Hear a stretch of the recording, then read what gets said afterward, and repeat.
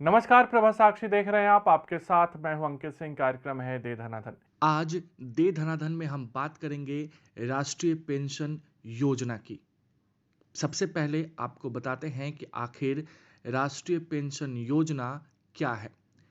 राष्ट्रीय पेंशन योजना केंद्र सरकार द्वारा एक सामाजिक सुरक्षा पहल है। यह पेंशन कार्यक्रम सशस्त्र बलों को छोड़कर सार्वजनिक, निजी और यहां तक कि असंगठित क्षेत्रों में कर्मचारियों के लिए उपलब्ध है। यह योजना लोगों को उनके रोजगार के दौरान नियमित अंतराल पर पेंशन खाते में निवेश करने के लिए प्रोत्साहित करती है। सेवानिवृत्ति के बाद ग्राहक कॉपर्स का एक निश्चित प्रतिशत निकाल सकते हैं। एक एनपीएस खाता धारक के रूप में आपको शेष राशि आपके सेवानिवृत्ति के बाद मासिक पेंशन के रूप में प्राप्त होती है। अब हम आपको एनपीएस की विशेषताएं और लाभ के बारे में बता रहे हैं। एनपीएस का एक हिस्सा इक्विटी में जाता है, हालांकि यह पीपीएफ जैसे अन्य पारंपरिक कर बचत निवेशों की तुलना में बहुत अधिक रिटर्न प्रदान करता है। यह योजना एक दशक से अधिक समय से प्रभावी है और अब तक इसने 8 से 10% वार्षिक रिटर्न दिया है। एनपीएस में यदि आप फंड के प्रदर्शन से खुश नहीं हैं, तो आपको अपने फंड मैनेजर को बदलने का भी विकल्प दिया जाता है। अब हम आपको जोखिम आकलन बताते हैं। वर्तमान में राष्ट्रीय पेंशन योजना के लिए इक्विटी एक्सपोजर पर 75% से 50% की सीमा है।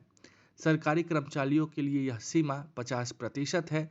निर्धारित सीमा में उस वर्ष से शुरू होने वाले प्रत्येक वर्ष इक्विटी भाग 2.5% कम हो जाएगा, जिसमें निवेशक 50 वर्ष की आयु में बदल जाता है। हालांकि 60 साल और उससे अधिक उम्र के निवेशकों के लिए अधिकतम सीमा 50% तय की गई है। यह निवेशकों के हित में जोखिम वापसी समीकरण को स्थिर करता है, जिसका अर्थ है कि कॉर्पोरेट इक्विटी बाजार की अस्थिरता से कुछ हद तक सुरक्षित है। अन्य निश्चित आय योजनाओं की तुलना में एनपीएस की कमाई क्षमता अधिक है। अब सवाल यह है कि एनपीएस खाता कैसे खोलें। तो आपको बता दें कि पीएफआरडीए एनपीएस के संचालन को नियंत्रित करता है और इस खाते को खोलने के लिए ऑनलाइन या ऑफलाइन दोनों माध्यम उपलब्ध है। सबसे पहले आपको ऑफलाइन प्रक्रिया के बारे में बताते हैं। एक एनपीएस खाता ऑफलाइन या मैनुअल रूप से खोलने के लिए आपको पहले एक पीओपी पॉइंट ऑफ प्रेजेंट, यह एक बैंक भी हो सकता है, खोजना होगा। अपने नज़दीकी पीओपी से सब्सक्राइबर फॉर्म लीजिए और इसे केवाईसी पेपर्स के साथ जमा कीजिए।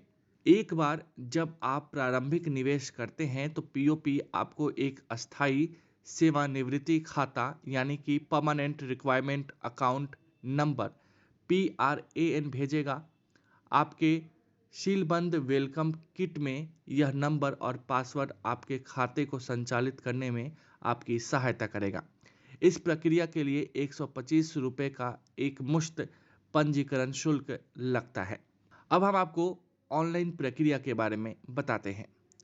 आप आधे घंटे से भी कम समय में एनपीएस खाता खोल सकते हैं।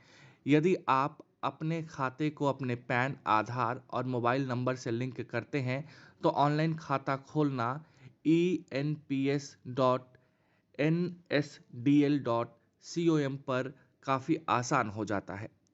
आप अपने मोबाइल पर भेजे गए ओटीपी का उपयोग करके पंजीकरण को मान्य कर सकते हैं। यह एक पीआरएएन उत्पन्न करेगा जिसका उपयोग आप एनपीएस लॉगिन के लिए कर सकते हैं। अगर आप भी लेना चाहते हैं देश दुनिया की तमाम जानकारी तो आज ही सब्सक्राइब करें हमारे चैनल को। साथ ही नीचे दिए बेल आइकन को जरूर दबाएं ताकि हर अपडेट आप तक पहुंच सके।